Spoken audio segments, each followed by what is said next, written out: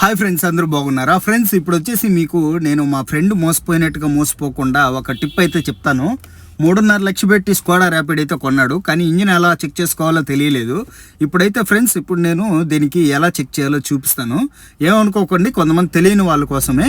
ఈ వీడియో నచ్చినట్లయితే please subscribe చేసుకొని లైక్ చేయండి.